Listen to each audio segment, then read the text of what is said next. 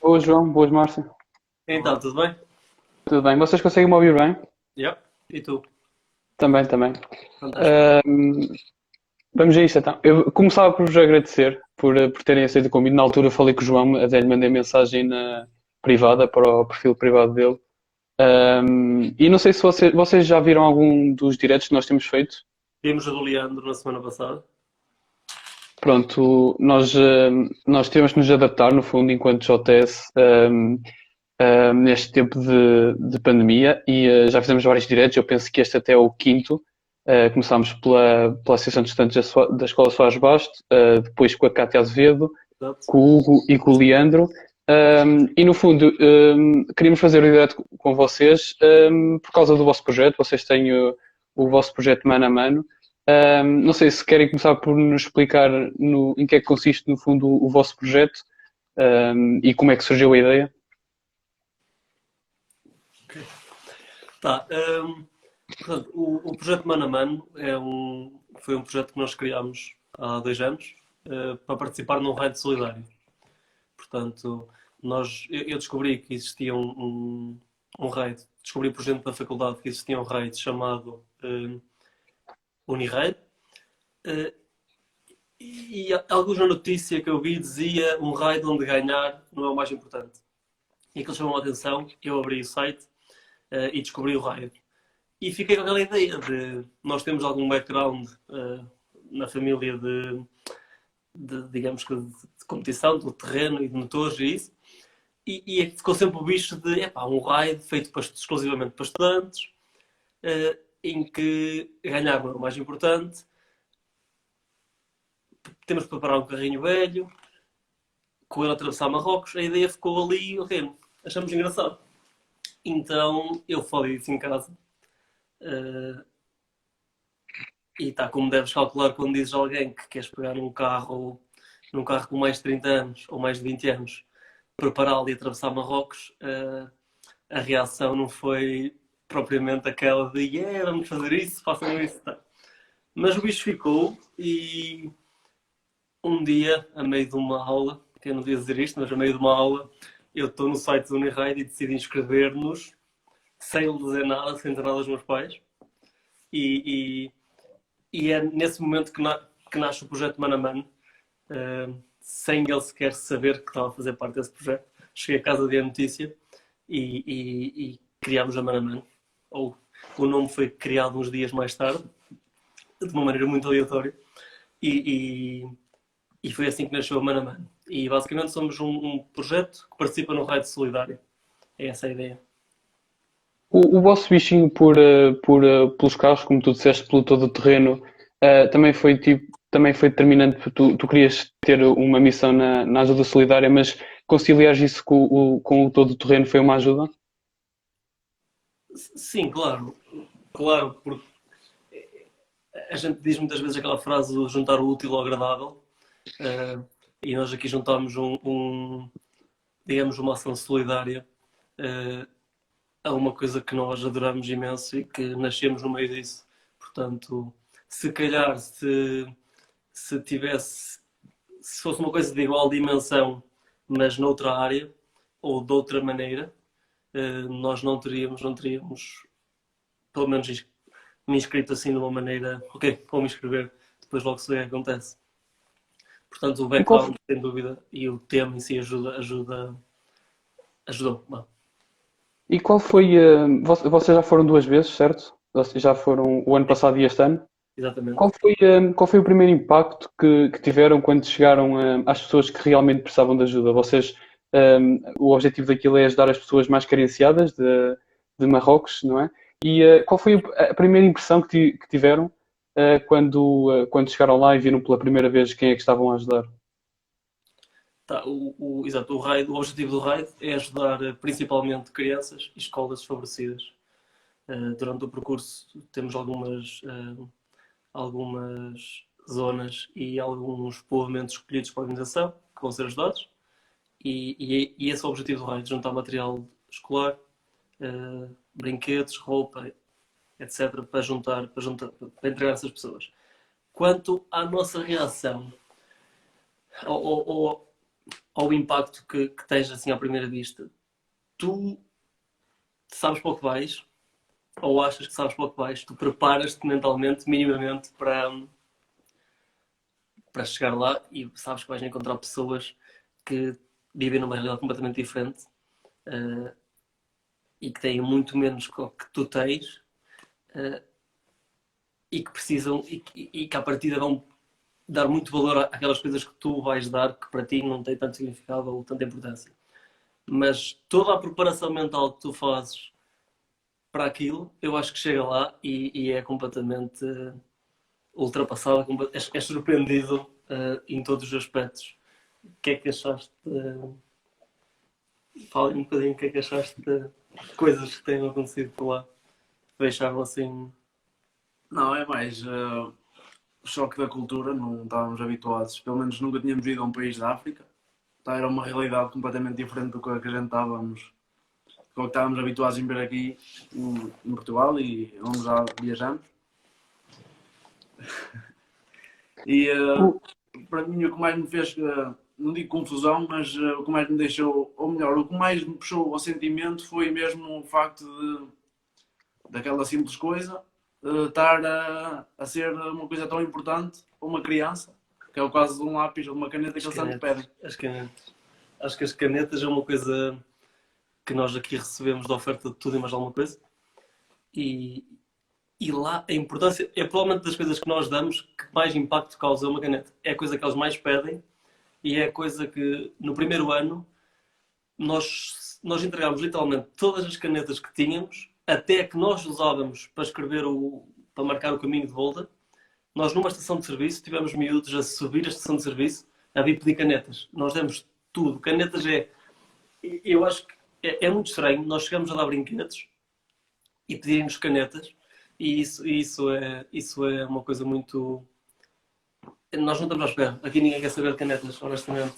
E lá as crianças estarem a pedir canetas e não só, mas canetas. Isso é uma das coisas que nos marcou. É uma realidade mesmo bem diferente. Nós temos aqui perguntas. O João perguntou, tratando-se de um projeto exclusivamente para estudantes, quando deixarem de estar nessa condição, pensam continuar neste mundo de todo terreno? É um projeto para vocês, quando deixarem de ser estudantes, tipo, continuarem no fundo com o todo terreno, já que sempre estiveram ligados a esse meio? É assim, eu por exemplo, já não sou estudante. Portanto, teoricamente, o meu último ano, dentro das regras normais, ou dentro da classe principal, foi no ano passado. No entanto, há uma pequena percentagem que é que eles guardam para alocar aquelas pessoas que não são estudantes. Portanto, 10% dos inscritos podem ser não estudantes. Portanto, nos próximos tempos é possível que eu, pelo menos, enquanto recém não estudante, talvez continue a participar dessa categoria. Mas o bom deste raid foi que nós acabámos por descobrir bastantes raids semelhantes, uns regra geral menos solidários e com objetivos mais de competição, mas que, por exemplo, o carro que nós levámos podemos continuar a levar, como é o exemplo de raids feitos para 205. E aí sim é possível, porque também já pensamos algumas vezes, ok, não indo mais ao Uniraid, seria uma hipótese entrar nesses raids mais competitivos. Agora,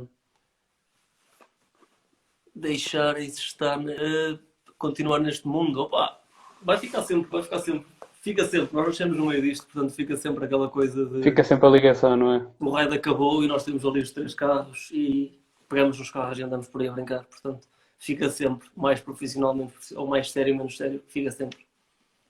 Eu acompanhei o vosso projeto durante o primeiro ano e também durante o segundo, e vocês sempre falaram muito nos patrocínios. O Vasco até perguntou aqui: os oliveirenses envolveram-se no projeto através de patrocínios? Sentiram que tiveram o apoio por parte dos oliveirenses? É assim, só para... Quando ele aqui diz patrocínios, eu presumo que ele esteja a falar monetariamente. Mas nós temos... eu vou dividir isto em 3 tipos de patrocínios. E normalmente quando a gente participa a gente tem que ter um bocado de noção disso, que é, nós temos parte da inscrição, ou melhor, temos parte da participação que tem que ser paga. Portanto, vou dividir isto como os patrocínios monetários. Depois temos um material solidário que é preciso ser recolhido e temos uma preparação do carro para fazer. Normalmente, ele aqui fala em patrocínios, eu vou falar em ajuda no geral. Portanto, pode ser monetária, no caso dos patrocínios, que pode ser em serviços ou peças para os carros, ou que pode ser em material solidário, porque é bastante importante. Eu estava aqui a pensar em empresas de Oliveira. No primeiro ano tivemos bastantes, acho que a maior parte era empresas de Oliveira. Portanto, nós tivemos no primeiro ano 32 patrocinadores e metade deles, se calhar mais de metade. Eu agora não me lembro, já foi ano passado, mas tivemos bastante, principalmente aqui da nossa zona mais próxima e algumas de Oliveira. A nível de material solidário, os oliveirenses, acho que foi praticamente tudo em Oliveira e conseguimos muito mais, 5 ou 6 vezes aquilo que era o mínimo obrigatório. Este ano aconteceu o mesmo. Sobrou. Exato, sobrou, deu para depois entregarmos noutros sítios e levar este ano. A nível de patrocínios mesmo, sim, tivemos bastante ajuda. Este ano, como tivemos 3 equipas, cada uma a pedir os seus patrocínios, principalmente, nós como temos, portanto, o meu colega era do Porto, quem foi com o Marcelo Namorada, que é de Espinhos, Mouris? É, Feira. Desculpa, Via. Ok, Nogueira. Exatamente, Nogueira. Desculpa, Via. Nogueira de Nogueira. Então, os patrocínios ficaram mais espalhados do que este ano, mas acho que se o rapaz estiver a pensar em ir, não sei, se estiver a pensar em ir, eu acho que temos bastantes empresas em Oliveira e que, bem pedido, tanto em peças, serviços, material solidário, temos empresas a ajudar muito e as pessoas ajudam sem problemas nenhuns. Este ano foi mais fácil porque o projeto também já estava mais divulgado. Exato. O primeiro ano foi aquele impacto também, conforme a nossa família não ficou tão entusiasmado na ideia como nós. Eles parece também estavam um bocado reticentes. Até inclusive tivemos pessoas da nossa família como empresas que quando a gente pediu o patrocínio pela primeira vez, a pessoa pensava que a gente estávamos a brincar, porque a gente desde pequenino que tivemos a sorte de ter motas e tudo, e ele pensava que era mais uma dessas brincadeiras nossas. E depois acabou por mais tarde a ver que quando já tínhamos alguns, se calhar 20 patrocinadores, ou melhor, acabou por nos patrocinar, fazer parte de um dos patrocinadores principais, que a gente dividindo, metemos nessa classe, e isso foi praticamente à meia-noite, antes de arrancar, estávamos a acabar de colar outros autocolantes, até tivemos que fazer depois autocolantes à mão para colar no carro. Isso foi muito engraçado. O segundo ano foi o primeiro que pedimos e dos últimos ou o último a receber provavelmente, precisamente porque à primeira vista é uma ideia um bocado ridícula e teve piada, mas foi mais uma empresa que nos ajudou e que já nos ajudou no segundo ano a todos e já nos disse que nos ajuda para o ano. Acho que Oliveira no geral, respondendo à pergunta do rapaz, Oliveira no geral, nós temos empresas gigantescas, temos muita empresa aqui, portanto, e nas redondezas eu acho que a gente consegue patrocínios. A vossa competição durou, o João perguntou, durou quantos dias? A prova são 9 dias, portanto, é do início de um fim de semana ao fim do próximo. Temos sempre que meter ou contar com um dia antes para a viagem, porque nós temos que ir até lá abaixo a Algeciras e é um dia para voltar. Portanto, 9, 10, 11 dias é normal da competição. Muito bem. E vocês durante esses 11 dias costumam ficar alojados onde? Porque vocês vão fazendo as etapas e vão-se movendo. Como é que vocês gerem o vosso alojamento? Portanto, o primeiro dia, assumindo que já chegamos aos Algeciras, normalmente na primeira noite fica um bocado ao nosso critério, se ficas num hotel, se vais direto para entrar no barco às 6 da manhã. Depois, começando a prova, a primeira noite é no hotel, porque é onde se fazem as verificações técnicas, onde se apresenta o raio aos participantes, digamos, onde se entregam livros, onde se entregam dorsais, faixas para o carro, Descarregamos a parte do material também. Descarrega-se parte do material, que depois é levado no caminhão. Compra-se os cartões, os SIM para os GPS e para os nossos telemóveis. Depois, a prova começa. Portanto, começa acampamentos até o último dia. Quando eu digo acampamentos, em 2 dias é literalmente em cima de dunas de areia. Tipo, dunas, estão a ver o deserto, vocês veem dunas, tenda em cima de duna de areia e sempre em acampamentos organizados pela organização. Tens um determinado espaço, montas a tua tenda, tens comida, tens casas de banho, tens banhos, tens zona para estar, tens tudo, basicamente. Nós temos aqui outra pergunta que é: a atividade apenas existe em Marrocos ou já se alastrou a outros países, quer de África, quer de outros continentes? É uma prova que é exclusiva de Marrocos? Exato. Esta prova, o Uniride, que eu saiba desde que foi criado, tem sido sempre em Marrocos. E desde que participaram, qual é que foi para vocês a melhor parte deste projeto todo, a melhor parte desta aventura? Então, Sei lá, a melhor parte. ok. Vocês devem ter, de certo, experienciado muita coisa. Eu imagino que escolher se calhar uma deve ser um bocado complicado. Sim. Eu lembro no ano passado de fazer um top 3 para quem perguntava isso. Isto é assim, o Uniride são 9 dias. 9 dias de prova. Mas digamos que aqueles 9 dias são quase um descanso para os meses de preparação antes. E digamos que o mais importante, tanto a nível, assim, o Uniride para além de uma ação solidária, é um evento extremamente formativo, porque existe que tu procures patrocinadores, existe que tu fales com empresas, existe que tu faças um plano para arranjar dinheiro, porque tens que arranjar que sejam 2.000, 3.000, 4.000, 5.000, o que quiseres gastar. Tu tens que arranjar esse dinheiro e tu, enquanto estudante, não tens esse dinheiro. E aí entra muito a parte formativa do Uniride e parte dos valores que o Uniride quer transmitir. E acho que aí acontece muita coisa. Há muitas coisas importantes que acontecem antes do raid em si. Mas pegando em experiências de raid mesmo, uma coisa engraçada, por exemplo, que nos acontece e que é giríssimo, que é, no primeiro ano que fomos, nós tivemos patrocínio do reboque. Fomos de reboque, no carro no reboque, e a 200 km de lá chegar, encontramos umas miúdas no 4L. Portanto, elas estavam a fazer a cabelagem do distribuidor à mão. Literalmente, os cabos que eles tinham não funcionavam, estavam a fazer uma à mão. Nós olhamos para aquilo e nós assim, pá, elas nunca na vida este carro vai chegar, veio de França, porque elas eram francesas, veio de França, nunca na vida vai chegar aos últimos 200 km, chegar ali a Algeciras. E nós, ok, pá, nós temos reboque, o nosso carro está mais que preparado, tiramos o nosso carro reboque, metemos o carro delas no reboque.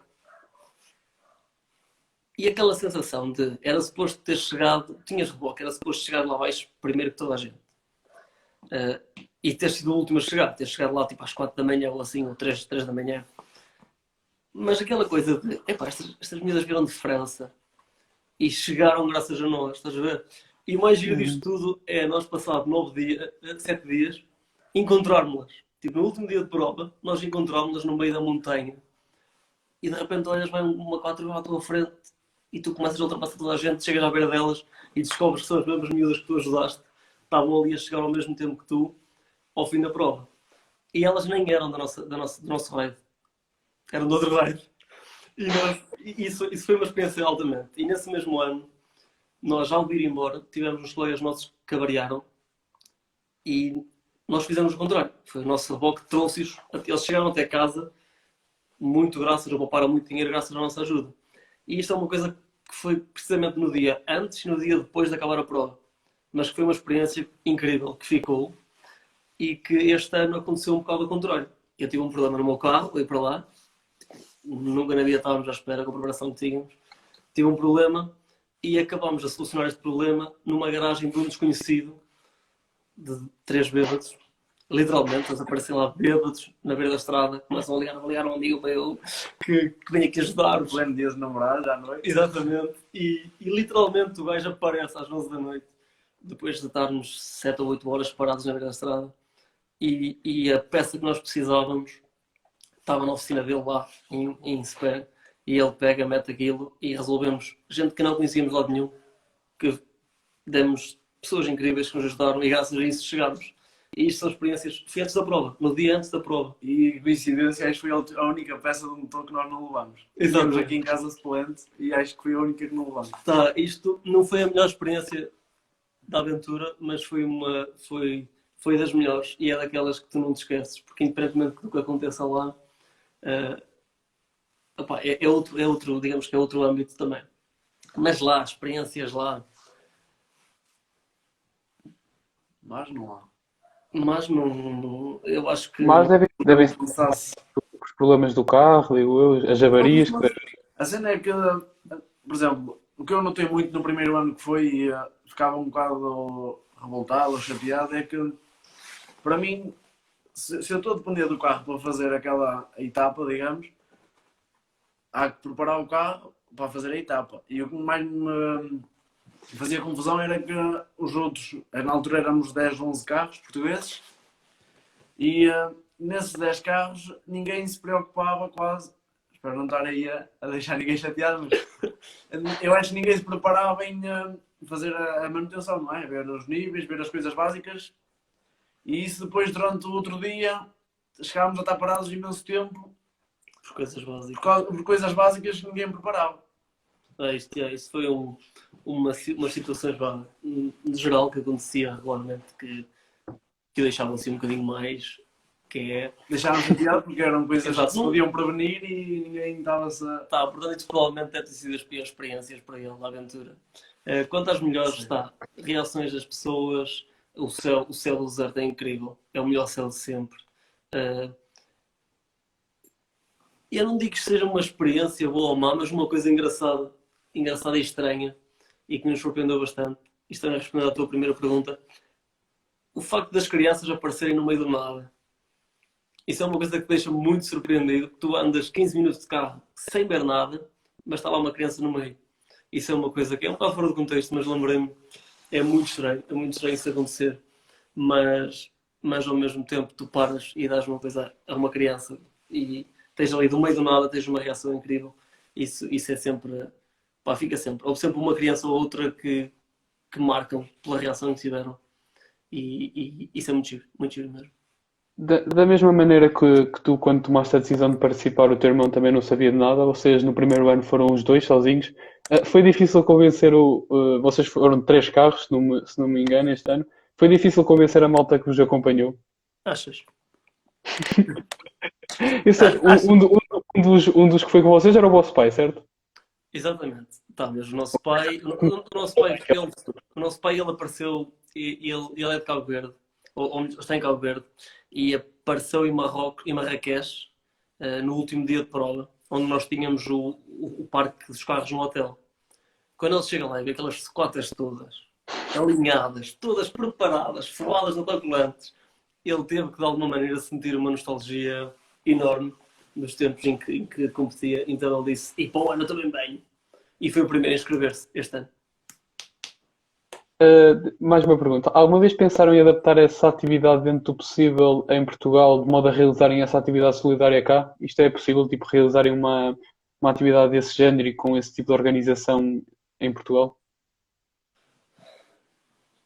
Portanto, organizar uma espécie de raid que passasse por algumas zonas e... Claro que as condições são muito diferentes, porque não tens o deserto, tens em Marrocos, mas achas que a ideia era possível? Não, assim, não tens o deserto, tens em Marrocos, mas tens grandes... Primeiro tu tens grandes sítios onde passa...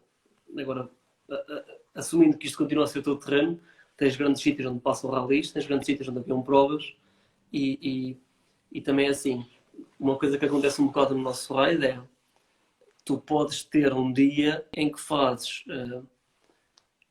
em que durante 50 ou 20 ou 30 ou 40, 50 km não apanhas, não tens momentos solidários, entre aspas. E tens zonas em que a cada X cada quilómetro tens de estar com o carro parado, estás a perceber? Ou podes parar o carro. Isto para dizer que se calhar é possível fazer em Portugal, só tens de ter, é preciso saber, imagina, em Marrocos existem centenas e centenas de raids. Os nossos organizadores têm muita experiência nisso. Se calhar alguém que conheça os caminhos aqui em Portugal consegue fazer uma coisa semelhante. Vocês têm 3 equipas, se eu não me engano, é a equipa Master, a equipa LED e a equipa que eu já não me lembro do nome, Júnior. a equipa Júnior. Essas 3 equipas competem digamos, em competições diferentes, só podem mesmo participar em competições distintas ou competem no fundo tudo no mesmo? É assim, a competição no Uniride, ninguém quer muito saber daquilo, honestamente. E quase que ninguém percebe, na verdade, como é que aquilo é pontuado. E os estudantes e toda a gente que entra nas regras do evento, para o que o evento foi feito, tem a categoria principal, digamos assim. Tudo o que for adultos ou não estudantes estão numa categoria à parte. Supostamente fazem classificação ou os Masters, não faz sentido ganharem o raid para estudantes.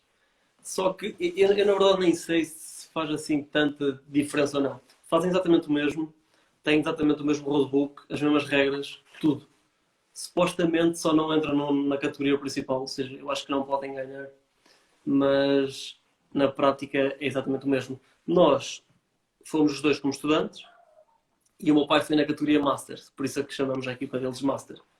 Mas nós os dois, ele é Júnior porque é o mais novinho e por claro, como Peugeot Júnior, é um 205 Júnior, e nós foi LED de LED Engineers Drive, porque eu e o meu colega éramos engenheiros e achamos piada o sigla, acrónimo, sigla, desculpa lá mal. Mas vocês para o ano, não sei se pretendem fazer outra vez, acho que sim. Eu muito dificilmente faço para o ano. Tu não fazes? Ele faz, tá. Ele faz. E o meu pai, ainda não falei com ele sobre isso, não sei se é possível também. Claro. Provavelmente O carro está feito, portanto chega-se à hora, inscreve-se e vai-se. Eu não devo ir, mas eles estão com um bocado de medo este ano. E muita gente está com medo este ano, dada a situação em que estamos, não é? Pois a minha pergunta ia também para isso. Se vocês tinham, no caso, o teu irmão que vai participar, medo ou da prova não se realizar ou das circunstâncias em que pudessem ir e participar na prova. É assim, eu falei com o Miguel há dias e eu acho que eles já publicaram isso. O Miguel é o organizador do português, Tony Reid. Entretanto, eu acho que eles já publicaram isso nas páginas de Tony Reid. Já foram confirmados bastantes raids para Marrocos a partir de setembro, penso.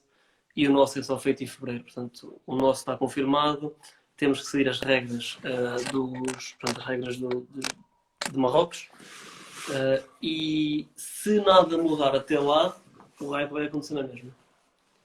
Portanto, Muito bem, vocês chegaram a estar no Intermarché a recolher as doações das pessoas que, enfim, queriam ajudar. Com o que é que as pessoas podem contribuir? Vocês já falaram na questão das canetas, que é engraçado e que se calhar muita gente não tinha noção, mas com que mais utensílios e bens materiais, ou bens alimentares até, não sei, é que as pessoas podem contribuir? Assim, podem. O que a gente, ou melhor, os requisitos, não é bem requisitos, como é que eu ia dizer isso? A gente é quase como se fosse uma lista do que é que a gente pode levar, que é também para não divagar muito do que é que, ou do que é que as crianças estão habituadas, que a organização nos dá, e aquilo varia muito entre a roupa, por exemplo, há lá zonas que, como é óbvio, eles não têm a facilidade como nós temos de arranjar roupa, e há zonas que aquilo de dia estão, por exemplo, 35 graus e de noite, se calhar, 3 graus negativos. Isso há zonas que a roupa é muito importante levarmos a roupa. É assim, depois temos a questão que aquilo tem escolas e eles também não têm material escolar. Ou seja, roupa e material escolar é uma coisa, para mim, deve ser o mais importante a levar. Depois tem os brinquedos, mas isso já é mais para passatempo. Estou a falar mais em termos de bem-estar e de educação deles. E bens alimentares nós não levamos só para nós. Agora é à base de roupa, brinquedos e material escolar que a gente leva. Exato. O que eu estava a falar há uma lista que a organização pede a determinadas escolas. Se estiver errado, corrijam-me em baixo, mas penso que seja as escolas que eles fazem passar uma lista e as próprias crianças preenchem o que é que querem. E nós temos... A lista do ano passado tinha tudo desde artigos de desporto, bolas, raquetes, balizas, bicicletas, material escolar no geral, tudo e mais alguma coisa. Pedem, por exemplo, Cadeira de rodas. ou gente pela cadeira de rodas, escolas que pedem impressoras. No ano passado, acho que houve, foi no ano passado, há 2 anos, que levaram e equiparam levaram muitos computadores para equipar uma escola. A iluminação também é muito... Exato, é muito pedido também. Iluminação e principalmente iluminações, por exemplo, com painéis solares. Acho que havia painéis solares na lista, inclusive painéis solares. Para além do material solidário, também há quem faça projetos solidários. Não sei se vocês têm noção disso. Que é um bocadinho diferente, que em vez de ser material e tu levares quilos de material, tu levas um projeto. Por exemplo, no ano passado houve dois espanhóis que equiparam uma associação de mulheres, se não estou enganado, desculpem lá, uma associação de mulheres com máquinas de costura e ensinaram-nos a costurar. Eles tiraram uma formação de costura para ensiná-las a costurar lá, para que elas pudessem fazer as próprias roupas e venderem para ganhar dinheiro para elas. Houve umas miúdas espanholas também que fizeram um projeto que era pôr iluminação LED e acho que era com os painéis solares, porque chega a uma determinada hora e fica de noite e eles não conseguem continuar a trabalhar até mais tarde. Este ano tivemos a malta de Aveiro, que levou umas lanternas que eles fizeram, imprimiram em 3D, desenvolveram as lanternas, que tu podias pousar... Tinha um painel, não? Tinha um painelzinho solar. Tu podias pôr ou na bicicleta, ou pegar nelas, tirá-las da bicicleta e usar como candeeiro na secretária para poder estudar. Isto foi o projeto que ganhou no ano passado, foi o projeto feito para a malta de Aveiro e foi... Tá, se vocês pesquisarem, poderão ver notícias disso em todo lado, porque foi muito engraçado. Tá, não foi material em si, mas foi um projeto que ajuda-os de alguma maneira e que também tem muito impacto. E os projetos têm muito impacto também. E que imaginem que há malta da vossa idade, ou um bocadinho mais nova, sendo que é dos 18 aos 28 anos, acho que é isso, que querem participar. Que conselhos é que vocês dão mesmo em termos de afinações no carro, as dificuldades que eles vão atravessar, no que é que os conselhos que vocês podem dar no fundo para eles se chafarem, dado que vocês já têm essa experiência de viver o projeto e participar nele? Eu acho que as nossas opiniões aqui vão divergir um bocado, portanto, começa. É assim. Já agora, posso só para citar aqui uma coisa. Está aqui o João a pedir backgrounds académicos. Este tem Engenharia Eletrotécnica e ele estuda Mecânica. O nosso pai é mecânico. O Conselho de Mecânica aprendi no ano passado por causa do RAID. Isto só vai ajudar agora a mostrar as diferentes perspectivas. Ele vai falar um bocadinho mais da parte do carro e tu mais, se calhar, da parte... Exatamente. Assim, para mim, para mim é mais importante é fazer uma boa preparação cá, como é óbvio, não é? Que é para evitar problemas. A nível do motor, para mim é uma boa revisão, a ver da A a Z, não sei se dou muito essa expressão. E fazendo isso, não é? Como é óbvio, já vão ver o quê, porque os carros são antigos, muitas vezes os carros estão parados, inclusive o nosso que vamos no primeiro ano, que foi o que eu levei agora no segundo, teve 9 anos parado aqui numa terra que tinha porcos na terra. E aquilo, o carro não estava muito agradável, não é? Depois, é assim, tivemos que subir o carro, também ganhar alguma vantagem na questão de pedras, que a gente apanha muitas pedras e na areia. E agora aqui uma coisa mais prática. O nosso subir carros não é cá com suspensões XPTO, não é cá, é literalmente umas bolachas feitas de tábuas de cortar carne, postas a subir os chassis dos amortecedores e atrás uns aumentos no eixo. Não há cá nada de esticar o braço, esticar nada, não. Porque o RAID é feito para carros antigos. Sim, há uma regra que é tipo, os carros têm que ter mais de 20 anos, não é? Eu acho que a gente diz 20, mas eu acho que já é mais, porque 20 Ok. foi há uns tempos quando começou, não é? Porque senão também com 20 anos já apanhas carros de centralina, que é um Pois. bocado chato. Mas está. A ideia dos carros antigos são carros leves, são carros. eh, eu vi gente a arrastar carros a peso para tirar outros carros. A gente no ano passado levantou um pano de 2 pessoas para trocar um pneu. São coisas. Os carros são feitos para isso, para ser fácil, para ser rápido, para ser barato. Tipo, um lado de uma roda inteira do nosso carro, desde braços, amortecedores, ah, transmissões, não sei o quê, aquilo, vai 100 euros, é tudo discos, pastilhas, tudo. Tipo, são carros baratos.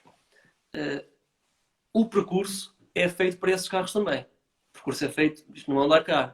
Isto não vai ter areia ao ponto de tu não conseguires andar. Isto tem zonas de areia, isto vai ter pedra, mas não vai ter pedra como se via na África do Sul em alguns troços de Dakar. Não.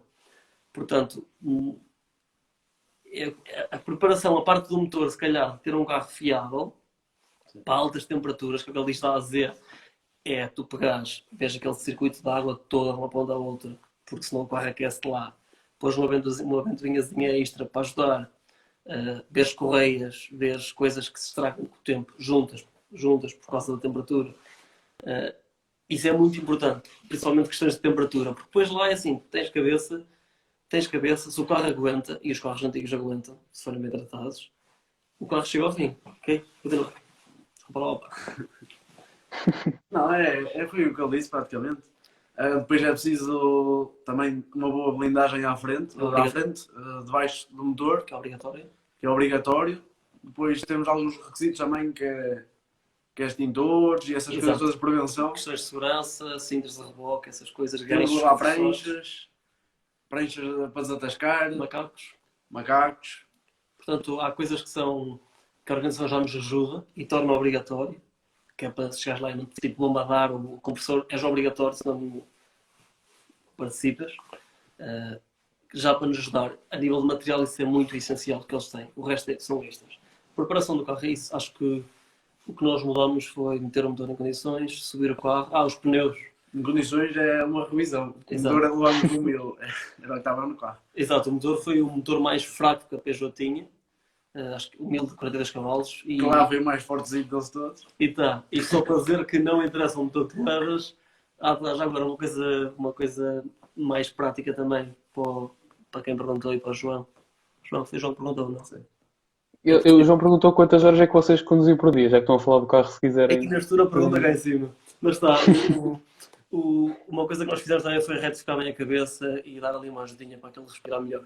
De resto, panela só mudámos porque no meio do deserto, se não ouvis nada, é um bocado aborrecido. Portanto, panelas a fazer barulho, que eles já não se importam, a polícia manda acelerar. Eu acho que não devia ser isto. Portanto, o que é que o João perguntou? Desculpa. Ele perguntou quantas horas é que vocês conduziam por dia. Em prova ou no evento todo?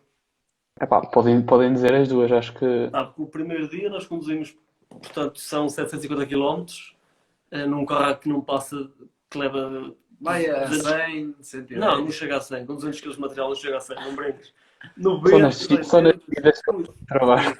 12 horas. O primeiro dia são 12 horas a andar, só para chegar lá abaixo. Para baixo e para cima, no último também. Para cima. 24. Depois lá, o primeiro dia de ligação são 350 km, mais ou menos. A gente que demora umas 6 horas, porque o carro continua a carregar. 6 horas. Depois depende muito. Nós no ano passado houve dias que não acabámos a prova a tempo. Tens de esperar por carro de vassoura e vir devagarinho no fim até ao final. Chegas de noite e fazes se calhar 8 horas a conduzir. Era arrancar às 9 Este ano houve etapas que, por exemplo, que gente que demorou 8 horas ou mais, ou que nem chegou a tempo no final, nós acabámos às 2 da tarde e andámos 4 horas de carro. Estás a perceber? Depende muito do quão bem que aquilo corre. Havia troços havia ali um troço no ano passado de 500 metros que a gente teve lá 4 horas. E tinhas 40 carros atascados ao mesmo tempo, isso é uma coisa estúpida. Portanto, o tempo de conduzir depende. O dia da etapa pode durar 4 horas, como pode demorar 8 horas, 9 horas. Conduzir, sair do carro e dormir. Exato. Tu eras um bocado assim. O teu irmão há um bocado falou da parte do carro. Que é, tu, quais era, eu há um bocado perguntei sobre os conselhos. O teu irmão disseste que iam divergir. Em que é que não concordas com o teu irmão? Em que é que vocês discordavam durante a viagem?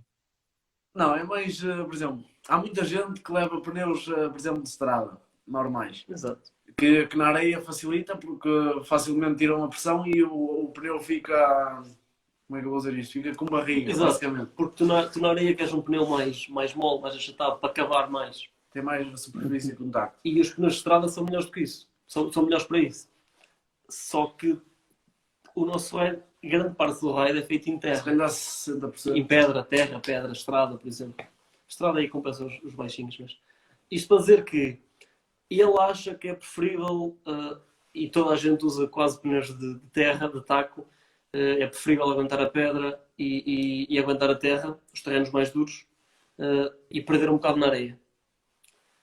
Eu só não levei pneus de estrada este ano porque eu não arranjei tão baratos como os que arranjei Para a terra. para a terra. E ainda assim eu levei uns de terra diferentes de toda a gente porque eu cismei que, não, se tu levares um piso com menos taco vais ter vantagens na areia. E tens, só que tem vantagens em estrada e vantagens em areia. Eles têm vantagens em terra e em pedra. Portanto, isso é uma das coisas que diverge. Outra coisa é, nós este ano levámos Conisport, levámos suspensões esportivas ajustáveis. Não se passava nada este ano. 110 na pedra, não se passa nada. Para o Márcio, eu acho que toda a gente devia levar suspensões Coni. Devia pagar mais do que paga do carro só para ter as suspensões. Eu digo, compensa muito. Mas se estás a ir a primeira vez e se vais uma vez, não te compensa se calhar estás a perder 400 ou 500 euros nas suspensões. Estás a perceber? Tipo, algumas coisas que divergem assim. Para mim, eu digo, um carro, se tiver um motor em condições e levar a blindagem, faz o ride, se tiveres cabeça. O Márcio diz, não, o carro tem que tirar alerão e tem que... Preferir, nível de mecânica, preferir na confiança e... É um bocado por aí, de género. E tu podes ver aquilo de uma maneira mais... Eu também... Garantes sempre que vai tudo correr bem. Ou podes levar aquilo de uma maneira que garantes que vais. Consegues ter tudo pronto e vais. Estás a perceber? É um bocadinho por aí também. Ok. Nós também só investimos na suspensão no segundo ano. Exato. Porque no primeiro a gente... Sim, o primeiro bocado de experiência, não é? De E ver como é que é aquilo. gastávamos muito dinheiro, por exemplo, a preparar o carro. No segundo ano é menos um carro. É menos 400 a 500 euros de um carro. É menos aquelas revisões todas que tem que se fazer. O nosso carro levou tudo novo, tudo. Foi tirado a chapa, pintado de novo e feito o carro todo de novo. Porque estava muito em mau estado. E no segundo ano a gente pôde investir dinheiro de um carro numas suspensões. No ano passado a gente esqueceu-se, isto não se faz mal, esqueceu-se de levar a bomba de ar, ok? A gente esqueceu-se de levar a bomba de ar e este ano levámos um compressor que custa mais do que as suspensões da malta toda, estás a perceber? Uhum. Mas este ano eu tinha sistema de enchimento automático de pneus. Este ano não parava para encher um pneu, não parava para passar um pneu. Novidade lá. Novidade, nunca ninguém tinha levado. Estás a perceber? Eu e o meu pai gastámos um dinheiro naquilo, a testar. Há malta que tipo, tu não precisas daquilo para nada. Tu paras, basas os pneus, paras, enches os pneus. A cena é que eu preciso de um ajuste de meio bar, até faço um ajuste de meio bar. Ou de ponto 1 bar, décimo de bar, faço um ajuste pequenino. Eles não podem, assim, têm que parar o carro. Isto diverge um bocado, percebes? Se eu acho necessário, não. Achei engraçado experimentar. São essas coisas que divergem. E aí tem que passar à imaginação. Podes pôr umas palas vermelhas, como o dele, assim, este tamanho, e fora do carro para aí meio metro. Ou então pôr meio levar-nos de origem, porque esqueceste de metê-las no dia antes.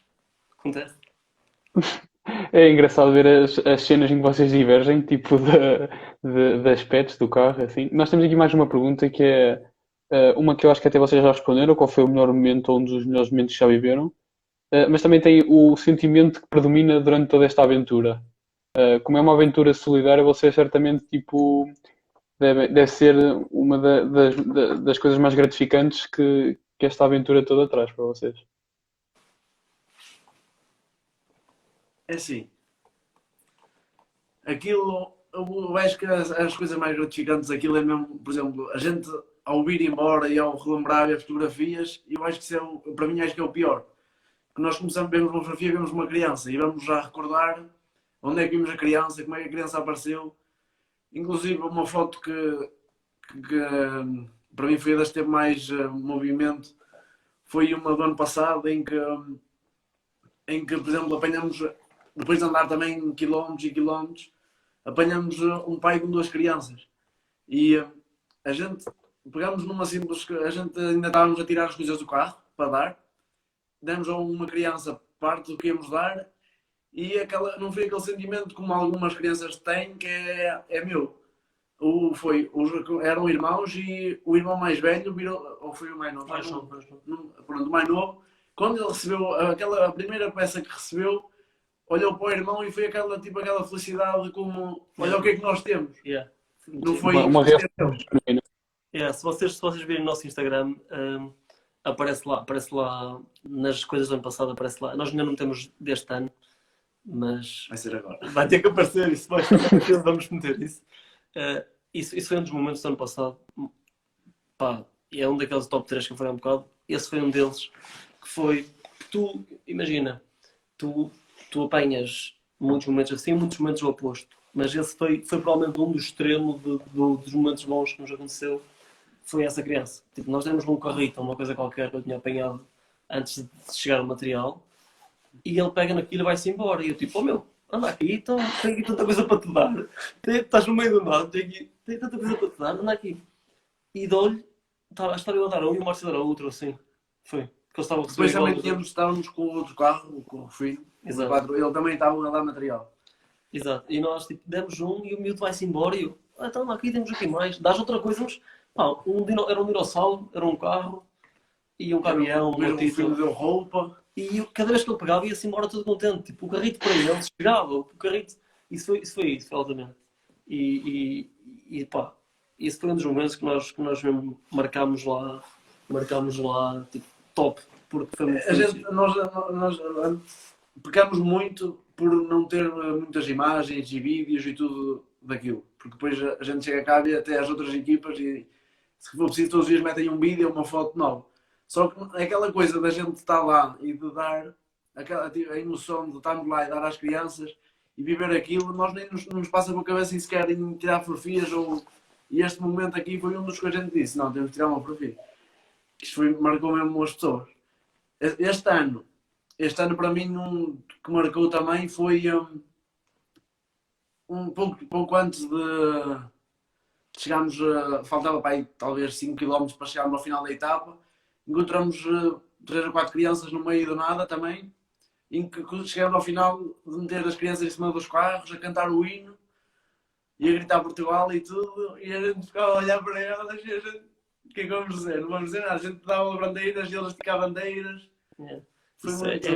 Foi uma coisa parecida com o ano passado, foi os melhores momentos aconteciam quando estavas no meio do nada, sem peso de ter que chegar horas, foi uma coisa, a principal coisa que mudou do ano passado para este ano foi que nós tínhamos muito mais preparação. Este ano foi tudo fluido, quase não parávamos, então tu acabas por ter muito mais tempo para descansar, muito mais tempo para viver estas coisas. E daí isso foi um daqueles momentos em que tu ias muito tranquilo e de repente, não é que os miúdos no meio de nada, paras e de repente estão-nos a pedir-te água, estás a dar coisas, estão a fazer uma festa. Pá, momentos... Também é claro que nós no primeiro ano não fazíamos mínima ideia, apesar de ver fotografias e vídeos, não fazíamos mínima ideia do que era aquilo. Este ano já estava, mesmo assim eu acho que este ano estava mais nervoso do que o ano passado. Yeah. Nos últimos, faltava para aí 3, 4 dias, já estava mesmo ansioso e não sei, estava mesmo estranho tu tinhas em relação de saber para o que é que ia e a realidade que ia ver. Tu tinhas perguntado qual foi a sensação, alguém perguntou que predominava. Nos dias antes, eu pelo menos, nós fizemos uma entrevista para o P, penso eu, e o que eu mais disse foi, nós estamos com um aperto no estômago, tu sentes aquela pressão de já fizeste isto, tu vais voltar a fazer isto, tanto tempo, tipo aquela reta final, e depois quando chegas lá tens uma sensação de alívio gigantesco. Só de estar em Marrocos lá na apresentação. Tu saberes que chegas, estás lá e tipo, agora é só desfrutar, é só... Porque é aquela coisa que não é uma competição, tu já vais desfrutar, já sabes que nós já sabíamos que, ok, nós vamos viver determinadas coisas que tu durante os outros 11 meses ou 11 meses e meio, tu não vives. E então, tipo, tu chegas ali e tipo, tchau. Apesar que isto não é assim, porque este ano na recolha de material aconteceram-nos algumas coisas que tu há um bocado falaste de fazer aquilo em Portugal e é um bocado e isso era... Não, mas era engraçado. Mas o nível de dificuldades que tem aqui não se compara lá. Yeah. Eu acho que aqui, se a gente fizesse um invento desse solidário, nós não íamos fazer tão feliz uma criança com uma caneta ou com a simples coisa que a gente, depois de tantos quilómetros ou depois de tanto tempo, conseguimos dar. Não sabemos, Susão. Sim, É aquela ideia que nós temos. Não É a sabemos. ideia de ter uma realidade completamente Não diferente. sabemos, Exato. não sabemos. Assim, é O claro. Luís perguntou aqui, podem explicar minimamente como funciona a navegação e a importância do navegador? Isto deve ser importante para vocês, no meio do deserto. E este ano foi uma coisa engraçada, porque este ano eles abusaram em algumas etapas, em que nós tínhamos que fazer 20 km a apontar para um cabo. Portanto, nós temos uma folhinha, não há GPS, não há trips, terra trips ou nada.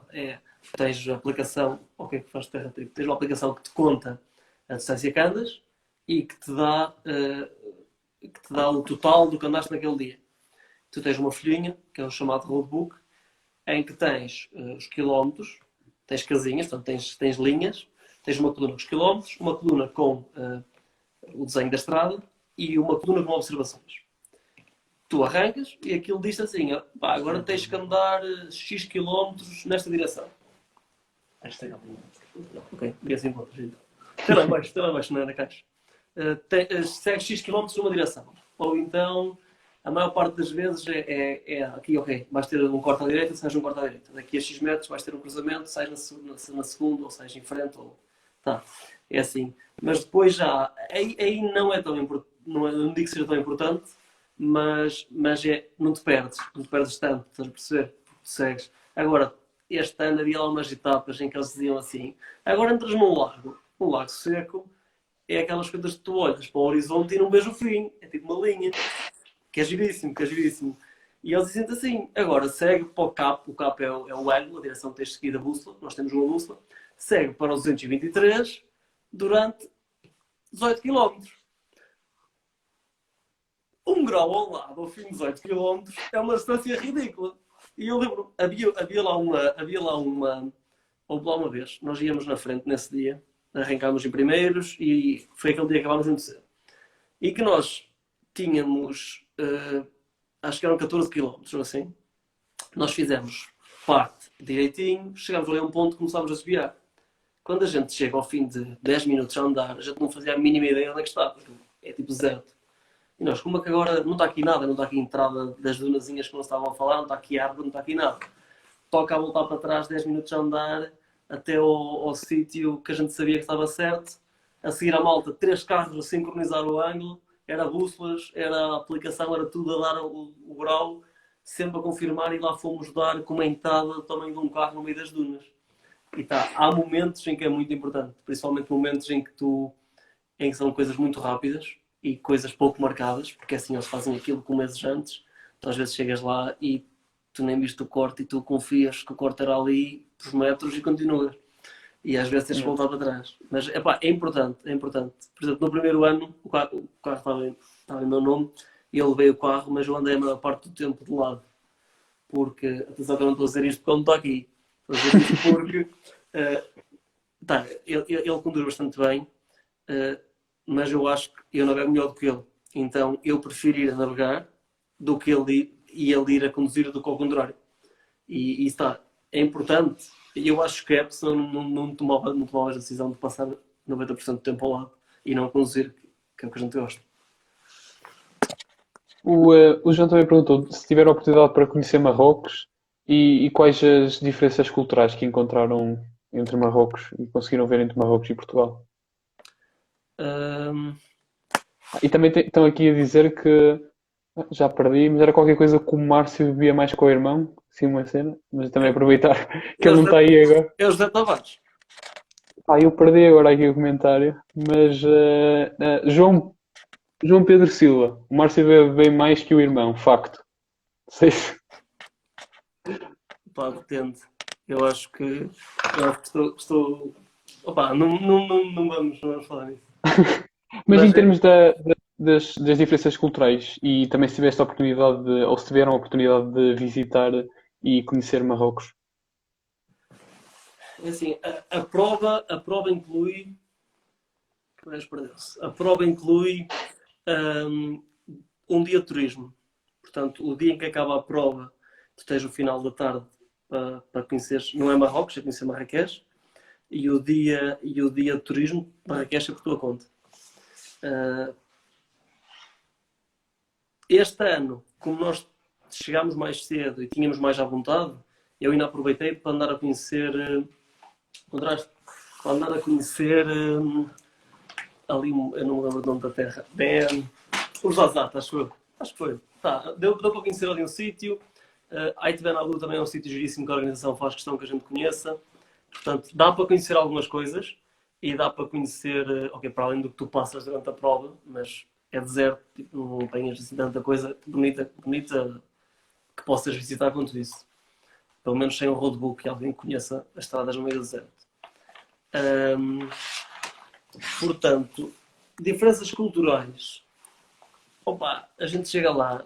Primeiro Marrocos, o litoral e o norte de Marrocos é muito diferente porque a gente arranca no norte, entra um bocadinho para o interior, atravessa o Atlas, que é uma cordilheira que cruza Marrocos.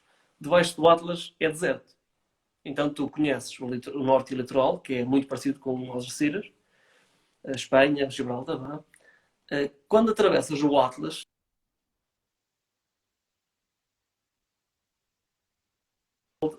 montanha, montanha, montanha, pedra, pedra, pedra, entras em areia, deserto. Tá? E tu notas uma diferença enorme da malta que vive, ou da cultura, da parte de cima e da parte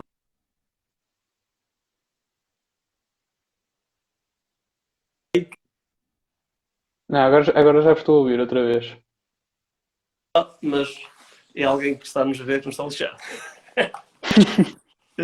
Diferenças culturais.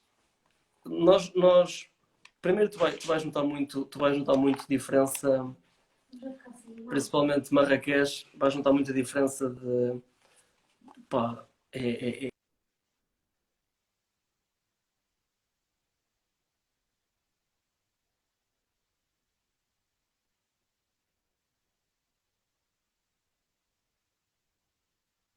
tá, eu que fiz, eu não sei desligar, não sei desligar a chamada, desculpa lá. Eu não incomodo, está ligado? Oh malta, parem com isso, pá. Está bem que eu não. Tu notas muita diferença. Logo cá em cima notas pá, vês miúdos a atravessar autoestradas, vês pastores a pastar animais no separador da autoestrada. Tipo, logo.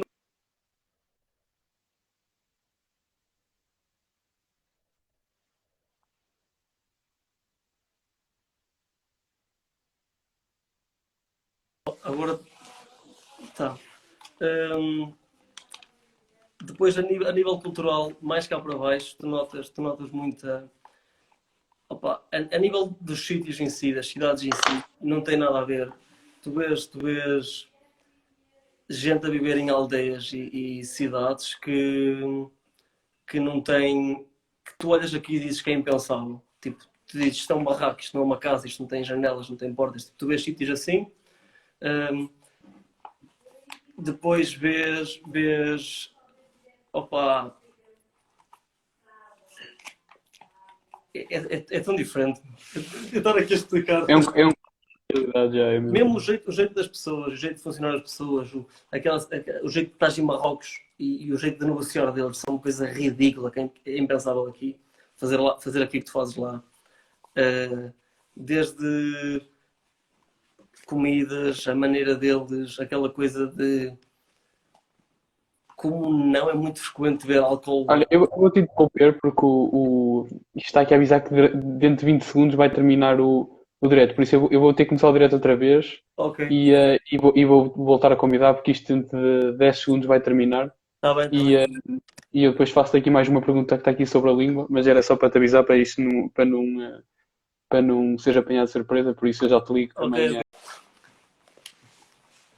Alô, estás a Estamos de ouvir? volta. É Yeah, verdade. vocês não estão a ouvir? Yeah. Sim. Pronto, eu não sei se querias finalizar aquilo que estavas a dizer sobre as diferenças culturais. Assim, resumindo, há muita coisa diferente, é muito diferente porque, e ainda por cima para nós que foi o primeiro país, digamos, fora da Europa e fora aqui de perto da Península Ibérica que nós visitamos, então tu notas muita diferença, mas no geral encontras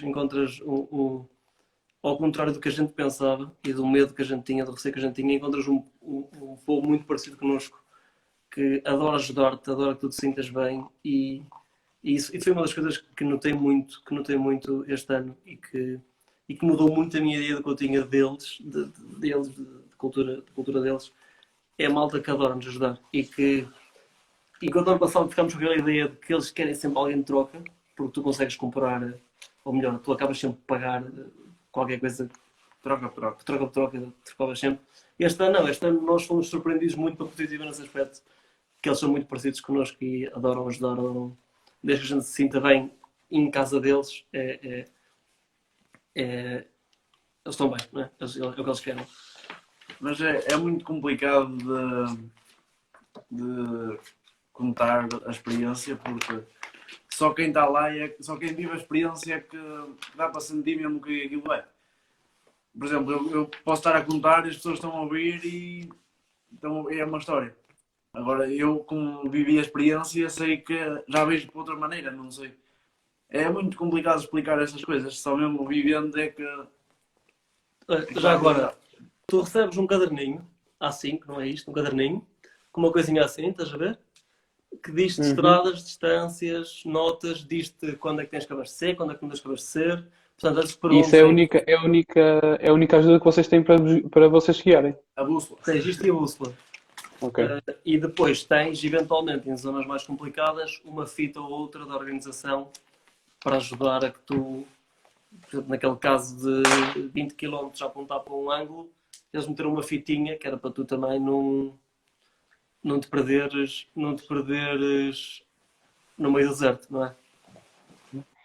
Se calhar fazia agora a última pergunta, que ainda era do direto anterior, já não me lembro muito bem, mas eu acho que perguntava sobre se a língua, em alguma das situações, tinha sido um entrave, digamos assim, ou se tinha originado alguma história engraçada, porque vocês tinham quando paravam, falar com as crianças, ou ter um mínimo de interação com as crianças, mas tinham que falar com elas e com malta da organização, malta com que se cruzavam por lá. A língua foi uma coisa fácil para vocês?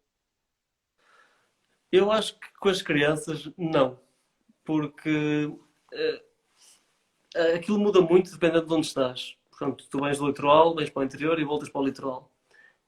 Quanto mais para o interior estás, esquece, não vale a pena. Não vale a pena.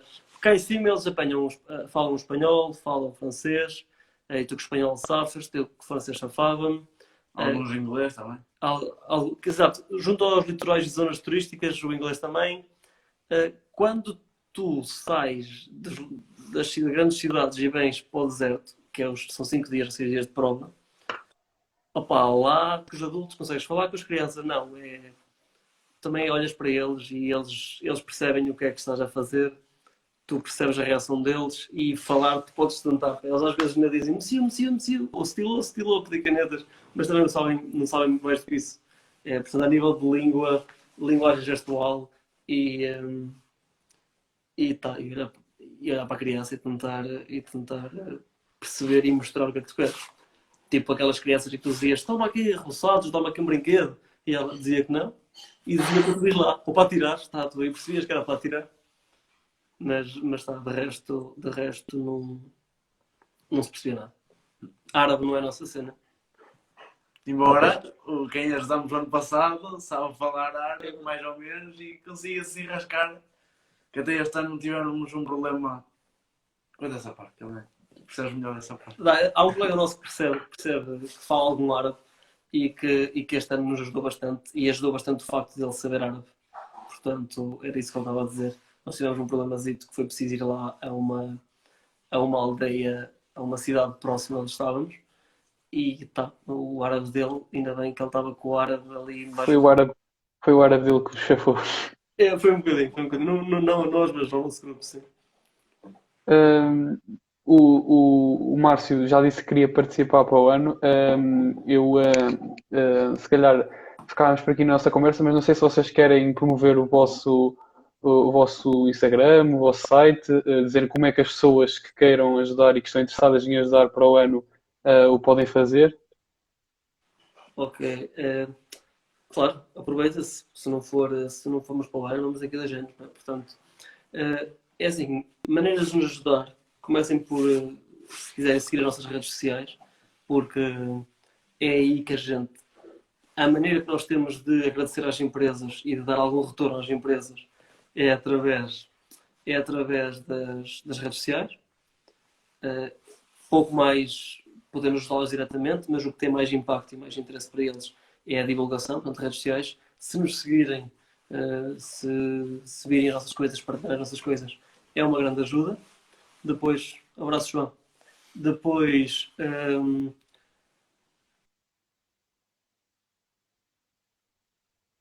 isto hoje está complicado. Uma maneira de nos ajudar é. Nós no primeiro ano pagamos a nossa inscrição toda só com merchandise que nós vendemos. Portanto, tu andas em Oliveira e tu vês gente com camisolas nossas, com t-shirts nossas. No Porto, cheguei a encontrar gente com camisolas nossas numa rua aleatória no Porto. Portanto, isso é uma grande ajuda. Nós não temos deste ano, mas provavelmente se voltarmos a participar vamos lançar. Portanto, estejam atentos. Isso é uma maneira super fácil ou que tem algum retorno para vocês de nos ajudar. Depois, se conhecerem empresas e gente que esteja interessada em ajudar ou assim, também podem dar a dica, porque toda a ajuda é bem-vinda e estas são as maneiras de nos ajudar. Portanto, patrocinando-nos, comprando o nosso merchandise, por exemplo, se tiverem material que queiram doar, podemos já começar a receber, porque no ano passado aconteceu isso, recebemos de um ano para o outro. Mais redes sociais, o nosso site manamano.group, Facebook, Instagram, Manamano, Uniride Team. Sigam o Uniride também, um dia vocês começarem a ver interessar e se quiserem participar. Qualquer dúvida que tenham, podem mandar-nos mensagem. Nós não respondemos a tudo o que podíamos, mas ir mandando, que a gente quando pode responde. E quando não respondemos é porque não podemos. Andamos ao passo alguma coisa. Muito bem, agradeço uma vez mais aos dois por terem aceito participar no nosso direto e deixo-vos dizendo que era vosso fã, agora depois desta conversa continuo a ser ainda mais vosso fã e vou acompanhar as vossas futuras aventuras. Ainda não tenho a merchandise, ainda vou comprar. Okay. Mas faz parte do meu plano também e obrigado mais uma vez aos dois. Então já agora, olha, nós fizemos estas este ano, só foi para os participantes, mas se olharem com atenção, isto são exatamente os 3 carros que nós usamos este ano. Portanto, isto não está para venda, mas futuramente estará já para o próximo ano. Exato. Para o próximo, para ajudar no financiamento para o próximo. Tá. Ok. Acho que é tudo. Obrigado. Muito bem. Não, eu é que agradeço e desejo sorte nos vossos próximos projetos. E cuidem-se nos próximos tempos, que isto está complicado. Grande abraço aos dois e boa sorte. Igualmente, abraço.